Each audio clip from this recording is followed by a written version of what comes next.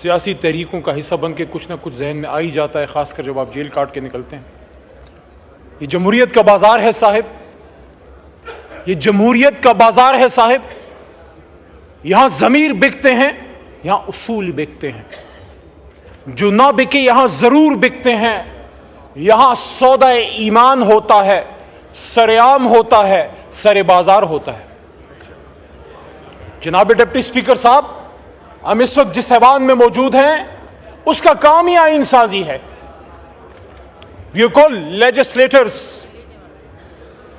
ہم آئین ساز، قانون ساز یہاں پہ بیٹھے ہیں، ہم اس قابل نہیں ہیں، لیکن اللہ تعالیٰ نے، آپ کی توجہ چاہیے مجھے، اللہ تعالیٰ نے 25 کروڑ عوام کی طاقت اور اپنی برکت سے ہم میں استطاعت دی ہے کہ ہم اپنی ذات سے نکل کے اس سبز ہلالی پرچم اور اس بابائے قوم کی فرمودات کی روشنی میں اس ملک کو ملک بنا سکیں، جس کے لیے برصغیر پاک و ہند کی گلی گلی کوچے کوچے یہ نعرہ لگتا تھا کہ بٹ کے رہے گا ہندوستان اور بن کے رہے گا پاکستان۔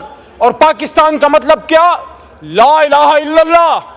تو لا الہ الا اللہ کا کیا مطلب ہے؟ جناب ڈپٹی اسپیکر صاحب، آئین کی یہ کتابیں جو ہیں یہ پاکستان چلانے کے لیے ایک مقدس ڈاکیومنٹ ضرور ہے، لیکن صرف ایک کتاب میں تبدیلی نہیں ہو سکتی، وہ قرآن عظیم الشان ہے۔ اس کے علاوہ ہم نے کبھی بھی یہ نہیں کہا کہ آئین میں تبدیلی نہیں ہو سکتی، قانون سازی نہیں ہو سکتی، because constitution is a living document. آئین میں تبدیلیاں ہوتی رہیں گی، اس کے ہم خوبصورت سے خوبصورت اور مؤثر سے مؤثر تر بناتے رہیں گے، لیکن جناب ڈپٹی اسپیکر صاحب، آئین کی یہ کتابیں ہماری کسی بہن کے سر کے دوپٹے سے زیادہ قیمتی نہیں ہے۔ میں اپریشیٹ کرتا ہوں ملتان سے ہمارے ایک بھائی ایم این اے صاحب، گیلانی صاحب کے برخوردار موسیٰ بھائی تھے شاید کل، انہوں نے سپورٹ کی وہ بات کہ اگر، اور میں آج اس ایوان کے سامنے یہ بات رکھتا ہوں کہ اگر خواتین کو اٹھا کے، خواتین کو اغوا کر کے، بچوں کے سینوں سے پلاسوں کے ذریعے گوشت نوچ کے اور ان کی آوازیں ان کی ماں کو سنا کے آپ نے قانون سازی کرنی ہے، شرم کا مقام ہوگا۔ جناب ڈپٹی اسپیکر صاحب، میں نہیں چاہتا تھا میں نام لوں، لیکن تاریخ کی درستگی کے لیے ضروری ہے۔ گھر کے سامنے سابق وزیر خارجہ جناب شاہ محمود قریشی صاحب کی بہو، ہماری بہن، میرے چھوٹے بھائی زین قریشی کی گھریلو خاتون وائف کو جب نقاب پوشوں نے اغوا کیا، میرے بھائیوں، میرے دوستوں، آپ اگر اس بات پہ سٹینڈ لے لیتے جب اس ایوان میں آپ کے اور میرے 10 بھائیوں کو اٹھا کے لے گئے رات کو، آج تک 9 ستمبر کی رات تھی وہ، آج ہم 18 اکتوبر کو رو رہے ہیں۔ جناب سابق وزیر اعظم صاحب، راجہ صاحب، بے نظیر صاحبہ کی شہادت صرف آپ کا نقصان نہیں، ہم سب پوری قوم کا نقصان تھا، لیکن آج جب ہم بے نظیر کی شہادت کی بات کرتے ہیں، آپ مجھے بتائیے اس ایوان کے اندر سے جب آپ کے ایم این ایز کو نقاب پوش اٹھا کے لے گئے، میرے استاد محترم جو شہید ہو گئے، لطیف افریدی لالا، جو پختونوں کی شان تھے، اس بھٹو ریفرنس کیس میں وہ امائکس تھے، اور میں ان کے ساتھ 2011 سے سپریم کورٹ آتا تھا۔ بھٹو صاحب کے اس کیس میں میں ان کے ساتھ وہاں سپریم کورٹ میں آتا تھا، ہمارے سامنے وہ کیس چلا، لیکن پھر نہیں پورا ہو سکا۔ لیکن میں اپریشیٹ کرتا ہوں آج کی سپریم کورٹ کو اور جج صاحبان کو، منصور صاحب اور ان کے ساتھ جتنے ساتھی ان کے ججز ہیں، کہ آج انصاف کرنے کی کوشش کی گئی 50 سال بعد کہ بھٹو صاحب کا ریفرنس جو ہے اس کا فیصلہ کیا گیا کہ وہ فیصلہ غلط تھا، لیکن میں تو اس وقت ایوان میں نہیں تھا، میں تو اس ایوان سے باہر تھا، اور میں نے یہاں پہ کھڑے ہو کے موجودہ وزیر اعظم شہباز شریف صاحب کے سامنے یہ بات رکھی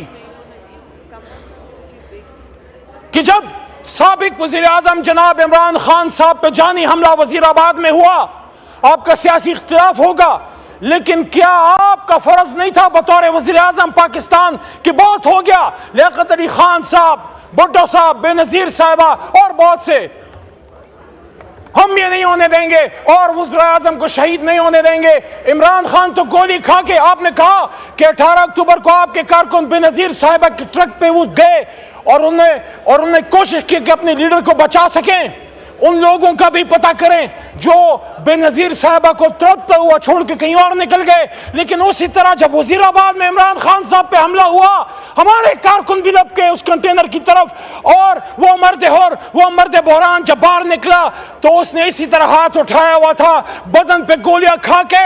عمران خان ڈرا نہیں تھا، جھکا نہیں تھا، خون نکل رہا تھا بدن سے، لیکن ہاتھ مکہ بلند تھا اسلام کے دشمنوں، پاکستان کے دشمنوں کے خلاف، آپ کے خلاف نہیں۔ یہاں پہ میرا ایک چھوٹا بھائی ہے، اس نے کل فلسطین کے حوالے سے عمران خان صاحب کے بارے میں بات کی۔ جناب ڈپٹی اسپیکر صاحب، وہ اس وقت ایوان کا حصہ نہیں تھے جب یہاں ہم نے 2 OIC کانفرنسز کی، یہاں پہ شنگھائی کوآپریشن آرگنائزیشن کا اجلاس ہوا، کامیاب ہوا۔ یہ کامیابی صرف آپ کی نہیں، ہماری بھی ہے۔ یہ کامیابی ریاست پاکستان، حکومت پاکستان، عوام پاکستان کی ہے۔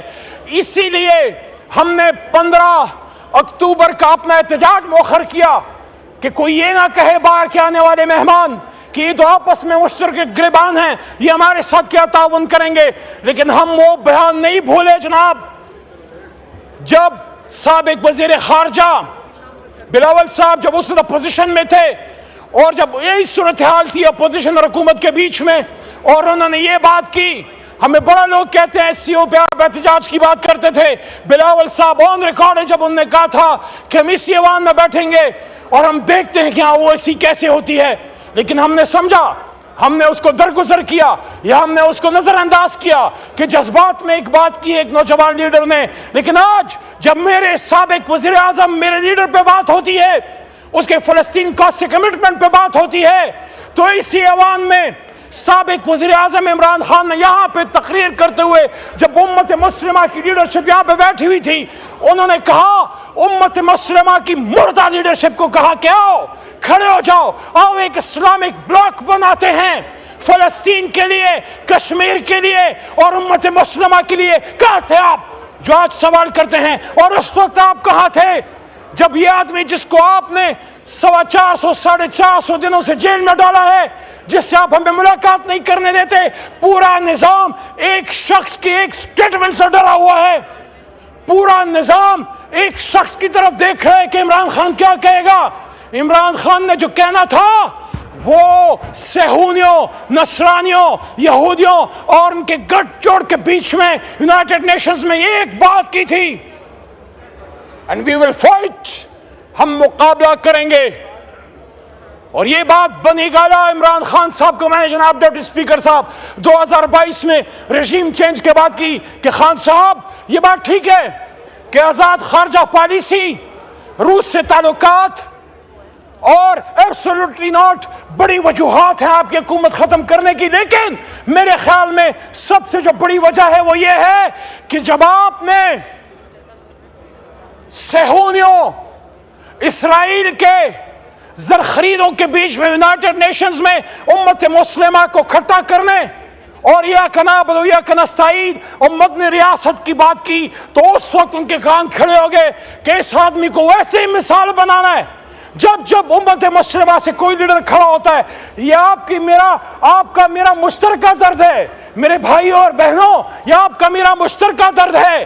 جب کبھی انور سادات کھڑا ہوا، کرنل قذافی کھڑا ہوا، صدام حسین جب تک امریکہ کے ساتھ تھا ٹھیک تھا، لیکن جب کھڑا ہوا اس کو فارغ کر دیا، قذافی کو فارغ کر دیا۔ شاہ فیصل شہید نے جب تیل بند کیا عرب اسرائیل جنگ میں، جب اس نے فلسطینیوں کا ساتھ دیا، اس کو کس سے مروایا؟ شہید کر دیا۔ صدام حسین کو بڑی عید کے دن پھانسی دینا ایک میسج تھا امت مسلمہ کو۔ وہ ضیاء الحق صاحب جو پاکستان کے لیے ایک کردار انہوں نے ادا کیا، لیکن جب اس روس ٹوٹا اور اس کے بعد اس آدمی نے یہ کہا کہ اب ہم سینٹرل ایشیا میں اسلام کا پرچم لہرائیں گے، اس کے بعد امریکہ نے کیا کہا کہ نہیں یہ ہمارا ایجنڈا نہیں ہے، تو انہوں نے نہیں چھوڑا، چاہے سیاسی ہے چاہے غیر سیاسی ہے، جس نے امت مسلمہ کی بات کی ہے اس کو مار کے چھوڑا۔ بھٹو نے جب نیوکلیر ایسٹس پہ کمپرومائز نہیں کیا، اور رد قادیانیت پہ دستخط کر دیا. اس نے خود کہا تھا مجھے پتا ہے میں اپنے ڈیتھ وارنٹ پہ دستخط کر رہا ہوں, تو انہوں نے نہیں چھوڑا. ہوش کے نہ کھلو, ہوش کے نہ کھلو. جب بھی وقت کا کوئی لیڈر پیدا ہوگا امت مسلمہ میں چیلنج کرے گا. جب ٹیپو سلطان پیدا ہوگا وہ کہیں نہ کہیں سے میر جعفر لا کے, میر صادق لا کے پیٹ سے وار کریں گے. یہی عمران خان کے ساتھ ہوا, لیکن وہ خوش قسمت ہے اللہ نے اس کی زندگی لکھی تھی, ورنہ وزیر آباد میں ملک کے دشمن, اسلام کے دشمن, پاکستان کے دشمن اپنا کام کر گئے تھے. تو میرے دوستو آپ آئین سازی کیجئے, لیکن لوگوں کے سروں سے دوپٹے چھین کے نہیں. آپ آئین سازی کیجئے, لیکن فیاض ہمارے ایم این اے ہیں, آپ کے بھی بچے ہوں گے, آپ کے بھی بیٹے ہوں گے. فیاض صاحب کے بیٹے کا اس کے بدن کا گوشت پلاسوں سے کھینچ کے اس کی ماں کو اس کی چیخیں سنائی گئی اور کہا گیا اب بولو اپنے باپ کو, اب بولو اپنے خاوند کو کہ وہ اپنا ووٹ ہمیں دیتا ہے نہیں دیتا, ترمیم کے حق میں دیتا ہے نہیں دیتا. یہ کیسی آئینی ترامیم ہے جس میں ہمیں اس کو اغوا کرنا پڑ رہا ہے؟